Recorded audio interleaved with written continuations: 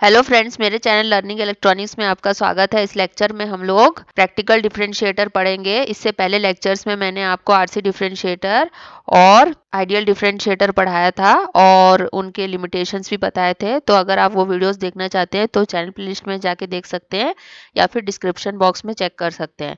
तो video start करने से पहले मेरे चैनल को सब्सक्राइब कर लीजिए और बेल आइकन को प्रेस कीजिए ताकि और अपडेटेड वीडियोस आप तक पहुंच सके।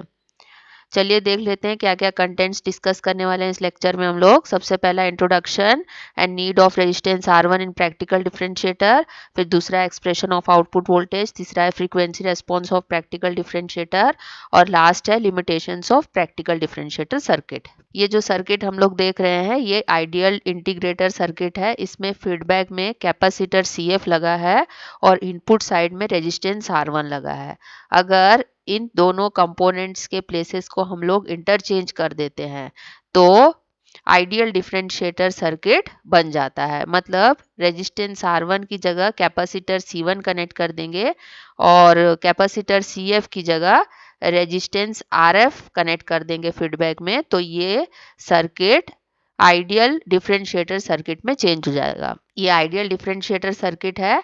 अब मैंने प्रीवियस क्लास में जब आइडियल डिफरेंशिएटर पढ़ाया था तो उनके लिमिटेशंस भी बताए थे, जिसकी वजह से हम लोग प्रैक्टिकल डिफरेंशिएटर सर्किट पढ़ते हैं। आइडियल डिफरेंशिएटर के जो मेजर इश्यूज है वो है इंस्टेबिलिटी और दूसरा है हाई फ्रीक्वेंसी नॉइज सेंसिटिविटी। ये दोनों ड्रॉबैक्स को हम लोग प्रैक्टिकल डिफरेंशिएटर में ओवरकम करते हैं। डिफरेंशिएटर सर्किट जो होता है वो इनपुट सिग्नल के डिफरेंशिएशन को आउटपुट में प्रोड्यूस करता है। ये प्रैक्टिकल डिफरेंशिएटर सर्किट है। यहाँ पे हम लोग देख रहे हैं ये कैपेसिटर C1 जो इनपुट साइड में लगा है उसके साथ सीरीज में एक रेजिस्टेंस R1 को हम लोगों ने कनेक्ट किया है और non inverting terminal of operational amplifier पे R कंपनसेशन रेजिस्टेंस को लगाया है। इस R कंपनसेशन के रेजिस्टेंस के नीड को मैंने आपको प्रैक्टिकल इंटीग्रेटर पढ़ाते वक्त क्लियरली बताया था। फिर भी जो R कंपनसेशन होता है वो बायस करंट के कारण होने वाले एरर्स को एलिमिनेट करने के लिए लगाया जाता है। और अगर क्लियरली आप इसके यूज को समझना चाहते हैं तो आप प्रैक्टिकल इंटीग्रेटर वाले वीडियो को देख सकते हैं। अब हम लोग रेजिस्टेंस R1 के नीड को देख लेते हैं। रेजिस्टेंस R1 जो प्रैक्टिकल डिफरेंशिएटर में लगा है ये 3 इश्यूज को सॉल्व करता है। सबसे पहला जो इशू होता है इंस्टेबिलिटी और high frequency noise sensitivity of the ideal differentiator circuit. तो ये क्या करता है, जो गेन होता है डिफरेंशिएटर का उसको एक फिनाइट वैल्यू पे फिक्स कर देता है। ये फ्रीक्वेंसी रेस्पॉन्स कैरेक्टरिस्टिक्स है आइडियल डिफरेंशिएटर के। इसमें हम लोग देख रहे हैं कि जैसे जैसे फ्रीक्वेंसी इंक्रीज हो रहा है गेन भी उसके साथ में इंक्रीज हो रहा है। तो जो आइडियल डिफरेंशिएटर सर्किट है उसमें क्योंकि gain directly proportional to frequency होता है, इस वजह से जैसे जैसे फ्रीक्वेंसी इंक्रीज हो जाती है वैसे वैसे गेन भी इंक्रीज हो जाता है। तो ये जो फ्रीक्वेंसी के साथ गेन कंटिन्यूअसली इंक्रीज हो रहा है इसके वजह से जो डिफरेंशिएटर सर्किट है वो इनस्टेबल हो जाता है और आउटपुट में ऑक्सीलेशंस प्रोड्यूस करने लग जाता है। इस प्रॉब्लम को हम लोग इनस्टेबिलिटी प्रॉब्लम बोलते हैं। जो कैपेसिटर लगा हुआ है आइडियल डिफरेंशिएटर सर्किट में उसका कैपेसिटिव रिएक्टेंस XC1 है इक्वल टू 1/2πfc1 होता है। तो इस इक्वेशन से जो कैपेसिटिव रिएक्टेंस है वो इनवर्सली प्रोपोर्शनल टू फ्रीक्वेंसी होगा और यहाँ पर हम लोगों ने देखा कि जो गेन है वो डायरेक्टली प्रोपोर्शनल टू फ्रीक्वेंसी है। तो यहाँ पे क्या होता है, जैसे जैसे फ्रीक्वेंसी इंक्रीज होती रहती है वैसे वैसे कैपेसिटिव रिएक्टेंस जो है कैपेसिटर का वो डिक्रीज होने लग जाता है। जब वेरी हाई फ्रीक्वेंसी आएगा उस कंडीशन में क्या होगा, कैपेसिटिव रिएक्टेंस जो है वो 0 हो जाएगा और जो कैपेसिटर लगा हुआ है वो शॉर्ट सर्किट की तरह काम करेगा। तो जो भी हाई फ्रीक्वेंसी नॉइज सिग्नल्स आएंगे डिफरेंशिएटर के इनपुट में उनको भी डिफरेंशिएटर पास कर देगा। वो सिग्नल्स जो हैं एम्पलीफाई हो करके आउटपुट सिग्नल को डिस्टॉर्ट कर देते हैं। इसी को हम लोग high frequency noise sensitivity of ideal differentiator बोलते हैं। अब प्रैक्टिकल डिफरेंशिएटर में क्या होता है कि जो गेन होता है वो क्या होता है RF upon capacitive reactance XC1 plus जो हम लोगों ने रेजिस्टेंस R1 लगाया है R1 होगा। यहाँ पे XC1 क्या है, 1/2πfC1 है, तो RF divided by 1/2πfC1 plus R1 होगा मैग्नीट्यूड ऑफ गेन। तो यहाँ पे देखिए जब फ्रीक्वेंसी इंक्रीज हो रही है उस कंडीशन में क्या होगा, ये जो कैपेसिटिव रिएक्टेंस है XC1 वो डिक्रीज होगा। तो जब फ्रीक्वेंसी इन्फिनिटी हो जाएगी उस कंडीशन में कैपेसिटिव रिएक्टेंस जो है जीरो हो जाएगा। तो जब कैपेसिटिव रिएक्टेंस जो है जीरो हो जाएगा उस कंडीशन में ये वैल्यू जीरो हो जाएगी, ये वैल्यू जीरो हो जाएगी तो गेन कितना आएगा, RF/R1 आएगा।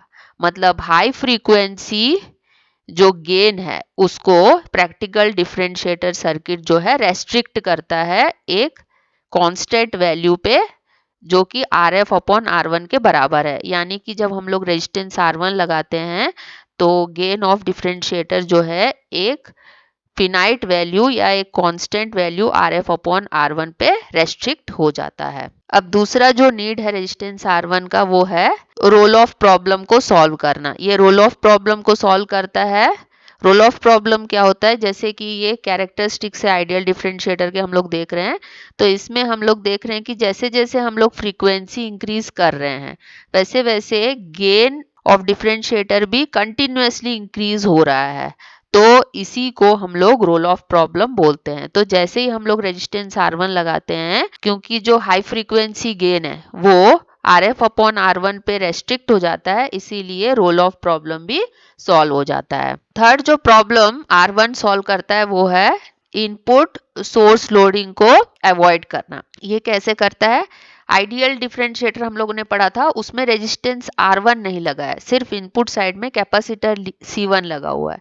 उसके वजह से जो इनपुट इम्पीडेंस होगा आइडियल डिफरेंशिएटर का वो क्या होगा, capacitive reactance XC1 of capacitor C1 होगा। कैपेसिटर C1 का कैपेसिटिव रिएक्टेंस के बराबर input impedance of ideal differentiator होगा।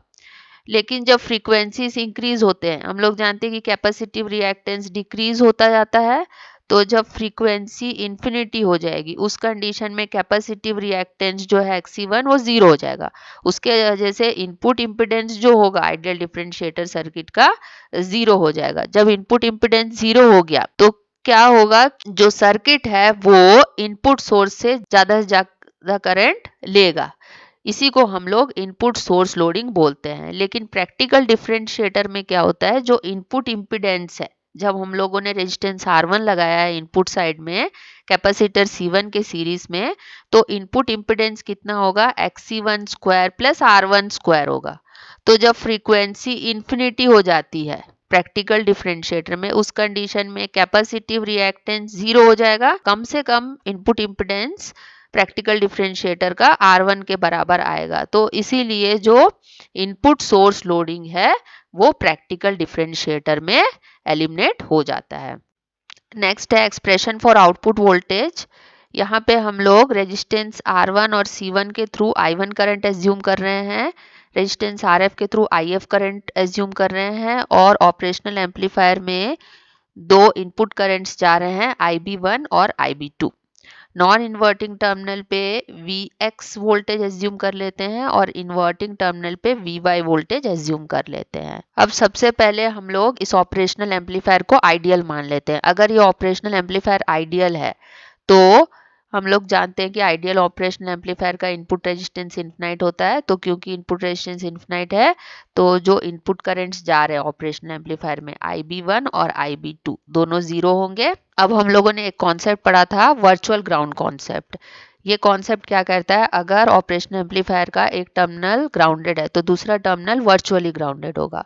तो यहाँ पे नॉन इन्वर्टिंग टर्मिनल पे जो वोल्टेज है वो Vx है। Vx इज इक्वल टू क्या होगा, R compensation resistance into current flowing through R compensation resistance, मतलब IB2 लेंगे। तो क्योंकि ऑपरेशनल एम्पलीफायर आइडियल है तो IB2 जीरो है, इसीलिए Vx कितना आ जाएगा, 0 वोल्ट आ जाएगा, जो कि R कंपनसेशन रेजिस्टेंस के अक्रॉस का वोल्टेज है। तो यहाँ पे हम लोग देख रहे हैं कि नॉन इन्वर्टिंग टर्मिनल पे जो वोल्टेज है वो जीरो हो गया है, इसीलिए by virtual ground concept inverting terminal पे जो वोल्टेज है Vy वो भी जीरो हो जाएगा।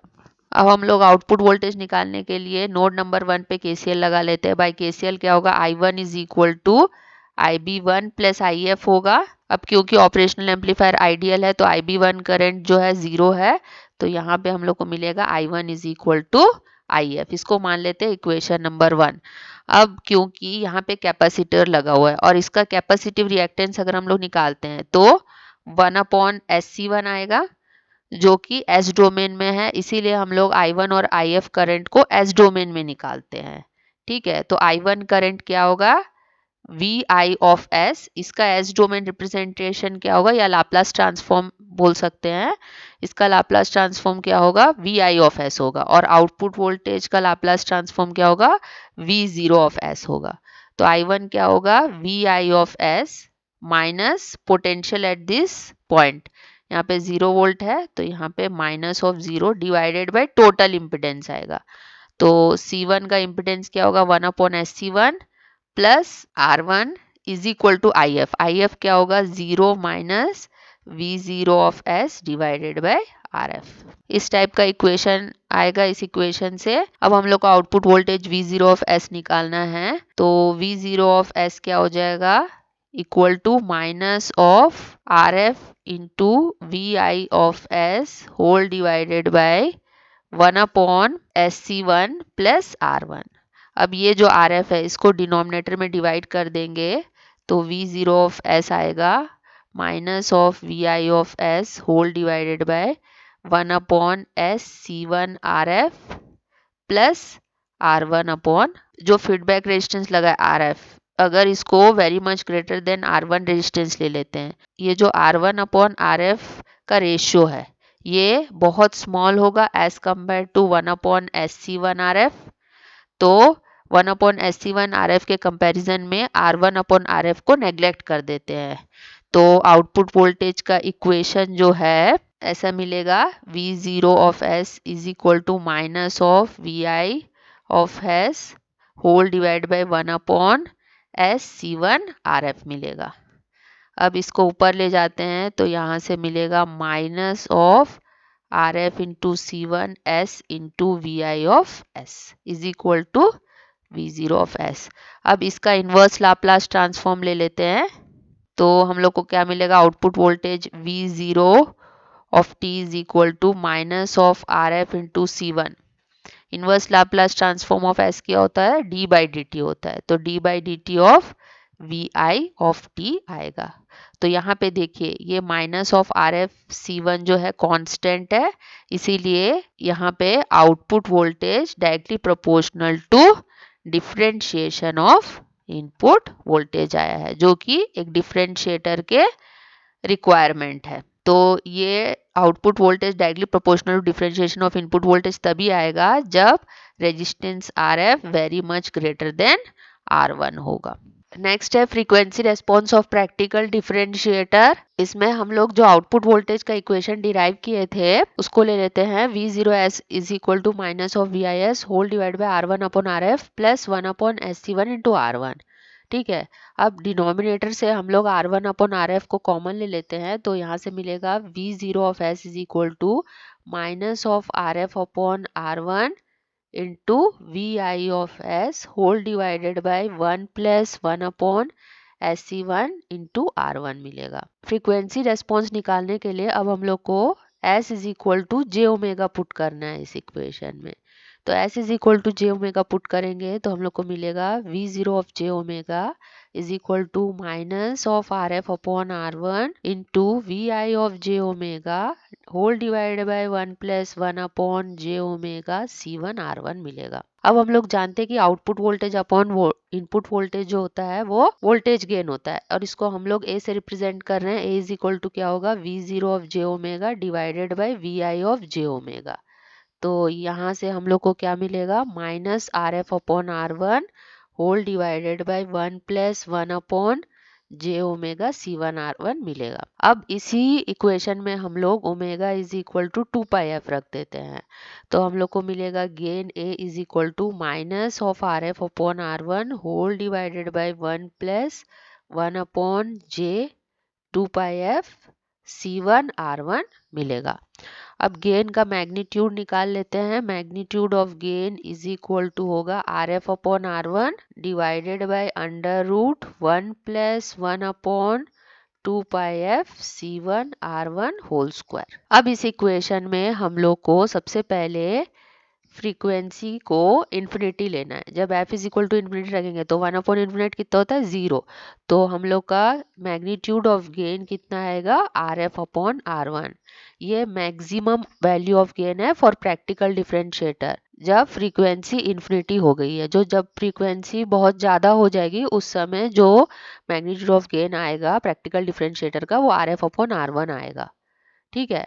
अब हम लोग एक फ्रीक्वेंसी डिफाइन करते हैं f is equal to f1 which is equal to 1 upon 2 pi C1 R1 होता है। 1 अपॉन 2 पाई C1 R1। अब इस इक्वेशन को जब हम लोग इधर पुट करेंगे मतलब जब f is equal to 1 upon 2 pi C1 R1 रखेंगे तो जो मैग्नीट्यूड ऑफ गेन आएगा वो आएगा RF upon R1 divided bye √2। ठीक है। अब हम लोग फ्रीक्वेंसी को 0 ले लेते हैं इस इक्वेशन में। तो 1 अपॉन 0 कितना होता है इन्फिनिटी। इन्फिनिटी प्लस 1 इन्फिनिटी आएगा। यहाँ पे magnitude of gain at f is equal to 0 कितना आएगा 0 ही आएगा। अब इन वैल्यूज को हम लोग डेसिबल्स में लिख लेते हैं। सबसे पहले f is equal to infinity पे जो magnitude of gain in decibels होगा वो क्या होगा 20 log of RF upon R1 होगा। तो ये मैक्सिमम वैल्यू ऑफ गेन है in decibel for practical differentiator और ये maximum numerical value of gain है फॉर प्रैक्टिकल डिफरेंशिएटर। अब f is equal to f1 पे जो magnitude of gain in decibels आएगा वो क्या आएगा 20 log of RF upon R1 minus 20 log of √2 आएगा। इसका वैल्यू निकालेंगे तो ये 3 dB आता है। तो ये आएगा 20 log of RF upon R1 minus 3 dB। तो f is equal to f1 पे मैग्नीट्यूड ऑफ गेन डेसिबल्स क्या आएगा 20 log of RF upon R1 minus 3 dB। तो मतलब जब f is equal to f1 होता है उस कंडीशन में जो मैग्नीट्यूड ऑफ गेन है वो मैक्सिमम वैल्यू ऑफ गेन जो होता है प्रैक्टिकल डिफरेंशिएटर का जो कि 20 log of RF upon R1 होता है उससे 3 dB डाउन हो जाता है। ठीक है। अगर ये 40 dB होगा तो ये कितना होगा 37 dB होगा at f is equal to f1। ये f1 क्या है ये कॉर्नर फ्रीक्वेंसी या break frequency of practical differentiator है। अब frequency f is equal to 0 पे जो गेन हम लोग का 0 आया है उसी को अगर हम लोग डेसिबल्स में निकालते हैं तो ये आ जाएगा 20 लॉग ऑफ 0। क्योंकि लॉग ऑफ 0 डिफाइंड नहीं है तो इसको माइनस इन्फिनिटी ले सकते हैं या फिर high negative value in decibels ले सकते हैं। अब इन वैल्यूज का यूज करते हुए हम लोग फ्रीक्वेंसी रेस्पॉन्स कर्व ड्रॉ कर लेते हैं।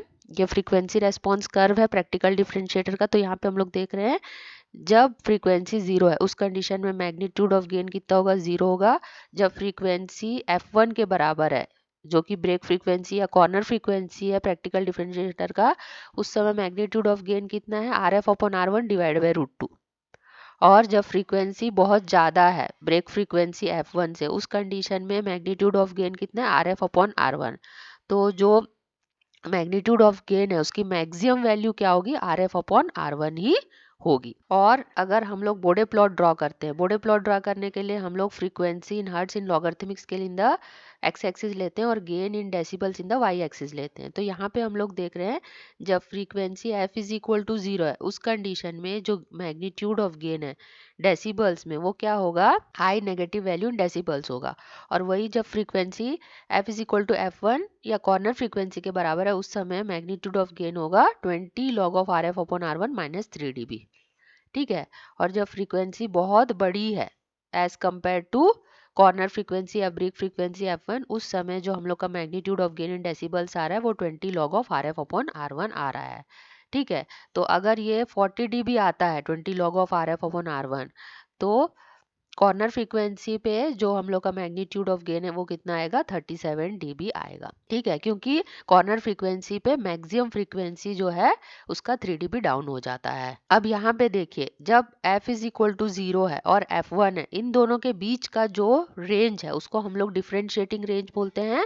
क्योंकि जो प्रैक्टिकल डिफरेंशिएटर है f इज इक्वल टू 0 और ब्रेक फ्रीक्वेंसी f1 के बीच में ही डिफरेंशिएटिंग ऑपरेशन जो है परफॉर्म करता है। इसीलिए ये जो है डिफरेंशिएटिंग रेंज है प्रैक्टिकल डिफरेंशिएटर का। उसके बाद हम लोग देख रहे हैं कि जो मैग्नीट्यूड ऑफ गेन है वो कांस्टेंट हो गया है, इसीलिए जो प्रैक्टिकल डिफरेंशिएटर का बैंडविड्थ होता है वो इन्फिनाइट होता है। ये एक ड्रॉबैक है प्रैक्टिकल डिफरेंशिएटर का, क्योंकि जब बैंडविड्थ इन्फिनाइट होगा तो जितने भी फ्रीक्वेंसी आएंगे इनपुट में उसको पास कर देगा इजीली वो, इसीलिए ये एक ड्रॉबैक है प्रैक्टिकल डिफरेंशिएटर का। और हम लोग यहाँ पे देख रहे हैं कि ये जो प्रैक्टिकल डिफरेंशिएटर है वो मैक्सिमम वैल्यू ऑफ गेन को रेस्ट्रिक्ट कर देता है RF/R1 पे। अब हम लोग ये वाला इक्वेशन ले लेते हैं आउटपुट वोल्टेज का। यहाँ पे हम लोग देख रहे हैं कि S इज इक्वल टू 0 पे एक 0 है यहाँ पे, और at S is equal to -1/R1 C1 पे एक पोल मिल रहा है। एक 0 है और एक पोल है। इस 0 के वजह से क्या होता है, फ्रीक्वेंसी रेस्पॉन्स है, इसमें जो लाइन मिल रहा है उसका इनिशियल स्लोप क्या होगा, +20 dB पर डिकेड होगा। और फिर उसके बाद इस पोल के वजह से जो स्लोप आएगा -20 dB पर डिकेड आएगा। पर यहाँ पे हम लोग देख रहे हैं कि यहाँ पे 0 dB पर डिकेड है स्लोप, क्योंकि फ्लैट हो गया है।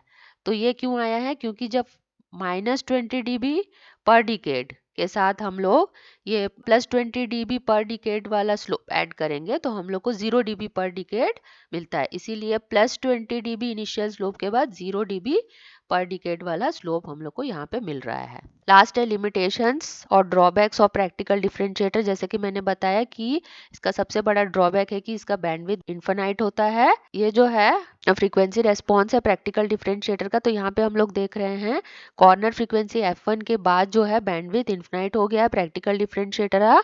तो ये ड्रॉबैक है इसका, क्योंकि जितने भी सिग्नल्स आएंगे f1 के बाद उसको वो डिफरेंशिएट नहीं करेगा और डायरेक्टली वो पास कर देगा सर्किट के थ्रू। इसके वजह से क्या होता है, अगर नॉइज सिग्नल्स भी आते हैं तो उसको भी वो पास कर देता है और उसकी वजह से जो आउटपुट है वो डिस्टॉर्टेड मिल जाता है हम लोग को।